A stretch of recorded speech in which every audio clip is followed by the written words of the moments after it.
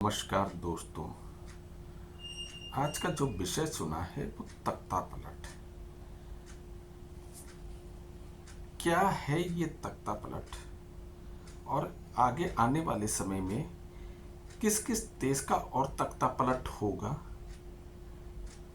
कैसे होगा, क्या रणनीति होगी, क्यों होगा, किस तरीके से होगा। क्योंकि अभी हम पूर्व में अभी 3 देशों का बहुत ही जल्दी हम तख्ता पलट होते हुए देख चुके हैं। पहले अफगानिस्तान में तख्ता पलट हुआ, फिर श्रीलंका में तख्ता पलट हुआ, फिर बांग्लादेश में तख्ता पलट हुआ। ऐसा नहीं है कि ये जो जिन देशों में तख्ता पलट हुआ वो बहुत ही कमज़ोर थे, या उन देशों में बहुत भुखमरी फैली थी, या उन देशों में कोई ऐसी अव्यवस्था थी, या वहाँ डिक्टेटरशिप चल रही थी। पूरी एक लोकतांत्रिक व्यवस्था थी, पूरी जनता के द्वारा चुनी गई एक सरकार काम कर रही थी, और उसके बाद भी तख्ता पलट हो गया। और किसी को कानो कान खबर भी नहीं लगी कि इस तरीके की रणनीति उन्हीं के देश में रच ली गई है, और उस देश की सरकार को बचने का मौका तक नहीं मिला। उस देश की जनता उस षड्यंत्र में कब और कैसे शामिल हो गई, उसकी इंटेलिजेंस को भी इस चीज़ की खबर ही नहीं लगी। क्यों नहीं लग पा रही है, और आगे आने वाले समय में किन किन देशों का नंबर आने वाला है। मैं तो कहता हूँ, क्या भारत का भी नंबर आने वाला है? बिल्कुल साहब, बिल्कुल आ सकता है। वो क्यों से अछूता रह सकता है? जब एक मानसिकता पूरी दुनिया में ये पैदा हो चुकी है, एक रणनीति पैदा हो चुकी है, तो कोई भी देश उससे अछूता नहीं रह सकता। अगर आज से कुछ टाइम पहले क्या शेख हसीना से ये पूछा जाता कि तुम्हारे देश की लोकतांत्रिक व्यवस्था को कुछ लोग उखाड़ फेंक सकते हैं, या पूरी तरीके से देश में ऐसी अराजकता फैला देंगे, तो शायद वो इस बात पर कभी सहमत ही नहीं होती कि नहीं, मेरे देश में एक व्यवस्था है, एक लोकतांत्रिक व्यवस्था है, एक प्रशासन है, और ऐसा संभव ही नहीं है। तो आखिर ऐसा क्या हुआ? आखिर इन सब चीज़ों के पीछे किसका हाथ है? किसी का तो दिमाग काम कर रहा है, और इस तरीके से काम कर रहा है कि जो उसने स्ट्रेटजी बनाई है वो पूरी की पूरी फिट बैठती है। कौन लोग इसमें शामिल हैं? इसमें कोई छोटा मोटा व्यक्ति तो शामिल नहीं है। इसमें बड़े बड़े देशों में मैं इसमें सीधे सीधे नाम अमेरिका और चाइना का लूँगा। पूरा पूरा योगदान उनका है, क्योंकि वो ही इस तरीके की स्ट्रेटजी को तय रखते हैं। भाइयों, आपने पता नहीं, मैं नहीं जानता कि आपने नाम सुना है या नहीं सुना है। अमेरिका में एक व्यक्ति है जॉर्ज सोरास, जो इस चीज़ की एक सुपारी लेता है या कॉन्ट्रैक्ट लेता है सत्ता को उखाड़ फेंकने का। और एक बुरी खबर भी आपको दूंगा कि उसकी नज़र भारत पे भी पड़ चुकी है, क्योंकि अभी हमारे कुछ राजनीतिक गतिविधि हो रही थी। कोई हमारे जो नेता थे वो एक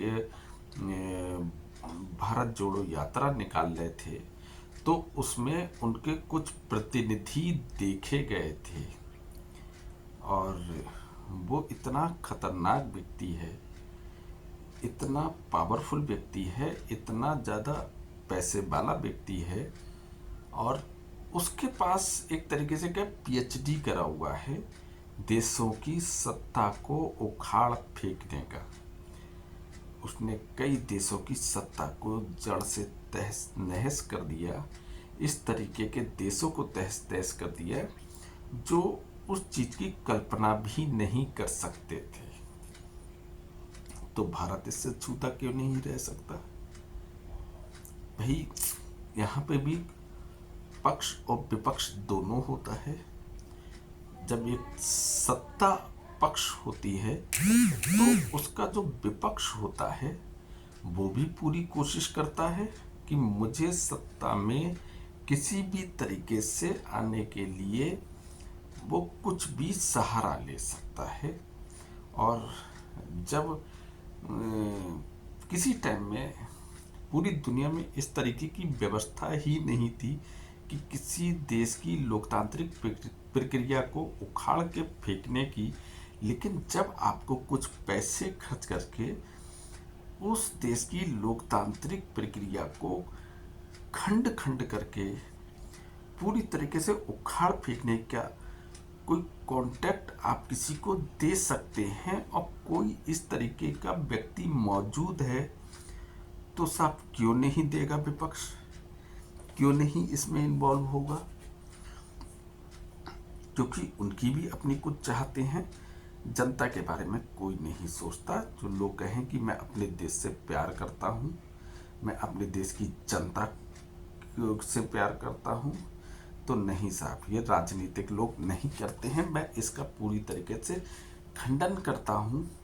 उन्हें अपनी सत्ता से मतलब होता है, किस तरीके से हासिल करना है इससे कोई मतलब नहीं होता है। अगर शेख हसीना से कुछ टाइम पहले ये इंटरव्यू एक लिया जाता और उनसे ये क्वेश्चन करा जाता कि आपके देश के कुछ लोग, चंद लोग आपके देश की लोकतांत्रिक व्यवस्था को खंड खंड कर देंगे, खत्म कर देंगे और एक ऐसी अराजकता फैला देंगे जिसमें आपका बच पाना भी मुश्किल होगा, आपको भी अपनी जान बचाकर भागना होगा, तो वो इस पर क्या प्रतिक्रिया देती? वो इस बात को सिरे से खारिज करती, मानने को तैयार ही नहीं होती। लेकिन ये सब संभव हुआ। देखिए, जो एक मैं आपको बता दूं, एक मानसिकता पूरी दुनिया में पनप रही है और बहुत खतरनाक मानसिकता पनप रही है। इसे मैं कट्टरता वाली मानसिकता कह रहा हूँ। एक कट्टरता वाली जो मानसिकता पनप रही है, अगर उसे सही समय पर ख़त्म नहीं किया गया तो ये हल्के हल्के एक के बाद दूसरा, दूसरे के बाद तीसरा, तीसरे के बाद चौथा, इस तरीके से करते करते पूरी दुनिया को ख़त्म कर देगी। चाहे वो कितना भी पावरफुल कंट्री हो, चाहे वो कितना भी मजबूत कंट्री हो, कोई अगर सोचता है कि मेरा नंबर नहीं आएगा, तो माफ़ करिए, नंबर सबका आता है। जो गद्दारी करता है ना, बच वो भी नहीं पाता है। चाहे हो सकता है कुछ समय बाद उसका नंबर आए, लेकिन बचता वो भी नहीं है।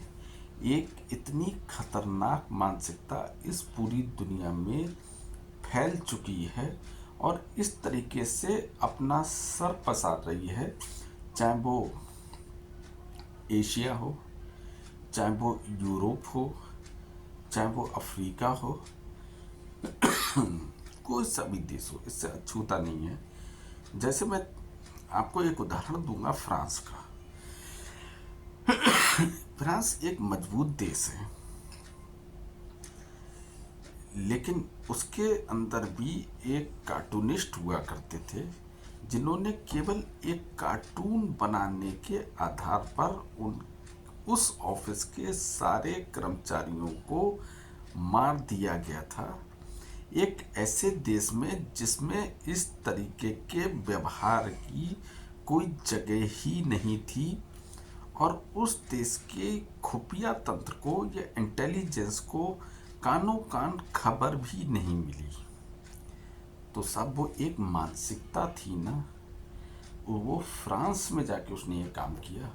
वर्ल्ड ट्रेड सेंटर, इस पे हमला करना क्या था? ये भी तो एक मानसिकता थी ना, जिसने वर्ल्ड ट्रेड सेंटर पे हमला करा था। और भारत की संसद पर हमला हुआ था। ये क्या था? ये भी तो एक मानसिकता थी। यही मानसिकता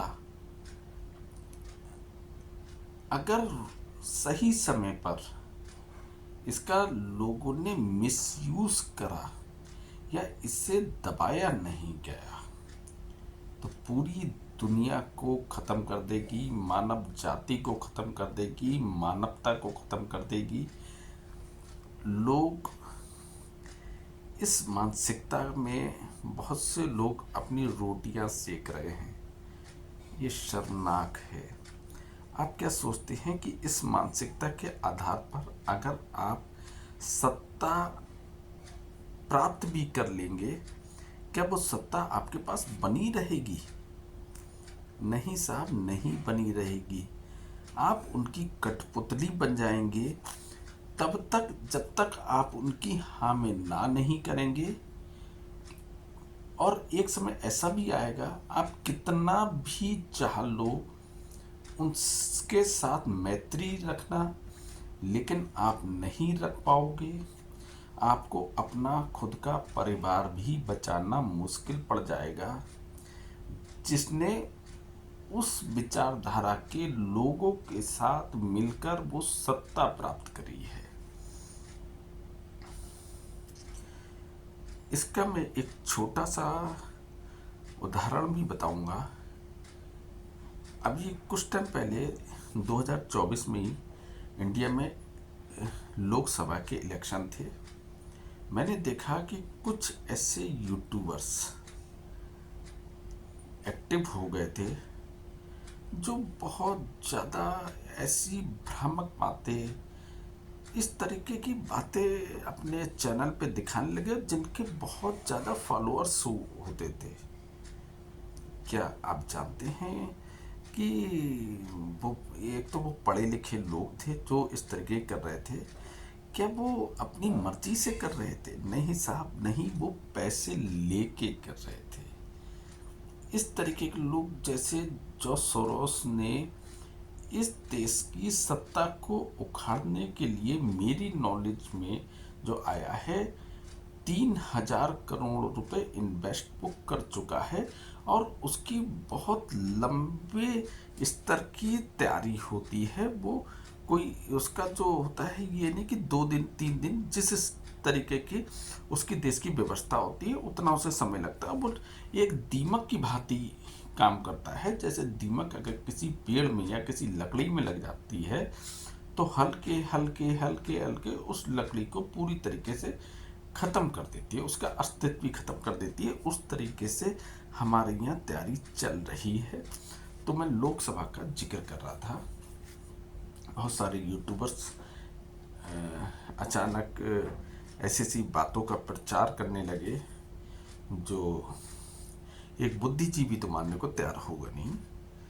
और बहुत सारी ऐसी भ्रांतियाँ फैलाई जा रही थी, जैसे आरक्षण ख़त्म हो जाएगा और हम अगर सत्ता में आए तो हम ये देंगे, हम ये करेंगे, जो संभव नहीं है या जिस पे आप पूरी तरीके से झूठ का प्रचार कर रहे थे। और हाँ, उन्होंने डैमेज करा, लेकिन ये कह सकते हैं कि सत्ता पक्ष की जड़ें काफ़ी मजबूत थीं। वो उखड़ी, लेकिन पूरी तरीके से नहीं उखड़ी। वो वृक्ष जैसे तैसे बना रह गया। लेकिन इससे ये साबित हो गया, कोई कितना भी मजबूत वृक्ष हो, अगर उस पे छेनी और हथौड़ी का प्रहार लगातार करा जाए तो वो अपनी जगह पर खड़ा रहना उसका असंभव हो जाएगा और एक दिन वो धराशायी हो सकता है। भाई, कुछ लोग ऐसे भी हैं जिनको देश से कोई मतलब नहीं है, उन्हें केवल अपनी सत्ता से मतलब होता है। और इस तरीके के लोग ही उस तरीके की मानसिकता वाले जो तख्ता पलट करवाते हैं, उन लोगों के साथ में मिलकर एक ऐसा षड्यंत्र कराते हैं जिसकी कीमत इस देश की जनता चुकाती है। जो रफ्तार एक तरक्की की देश पकड़ा हुआ होता है, उसे फिर से 20, 30, 40 साल पीछे ले जाते हैं। लेकिन क्या मतलब उन्हें? उन्हें शायद अपनी सत्ता से मतलब है, और उस विचारधारा को अपने रिलीजन से मतलब है। क्या करना चाहते हैं आखिर? क्या हो जाएगा कि अगर सही तरीके से आप प्रयास करें, आप आगे बढ़ें और अपने देश की तरक्की में अगर आप योगदान करें, और अगर आपको सत्ता पाना है तो आप जनता का दिल जीते, लेकिन ऐसे लोगों के साथ मिलके अपने देश का तख्ता पलट करवा देना और अपने देश को 20 से 30 साल पीछे लाकर खड़ा कर देना, क्या ये देशभक्ति है? नहीं साहब, आप मूर्ख हैं। आप 100% मूर्ख हैं। फिलहाल मैं कह तो बहुत सकता था, लेकिन ये तख्ता पलट वाली जो चीज़ है, इससे भारत भी अछूता नहीं है। यहाँ पर षड्यंत्र चालू हो चुका है। अभी 3 देशों का नंबर आया है, इसके बाद चौथा, पांचवा, छठा, और हमारा नंबर कौन सा होगा अभी मैं सोच सकता हूँ, लेकिन डिक्लेयर नहीं कर सकता। लेकिन हाँ, ये संभव है। और भारत में जितना रक्तपात होगा तख्ता पलट के समय, शायद पूरी दुनिया में इतना नहीं होगा। इसलिए इस मानसिकता को अभी से रोका जाना चाहिए, वरना बहुत देर हो चुकी होगी। इसी के साथ मैं मुकेश सक्सेना दिल से जवातक चैनल में आपका स्वागत करता हूं। अगर आपको मेरा वीडियो पसंद आया हो तो प्लीज़ उसे लाइक करिए, सब्सक्राइब करिए। थैंक यू, धन्यवाद।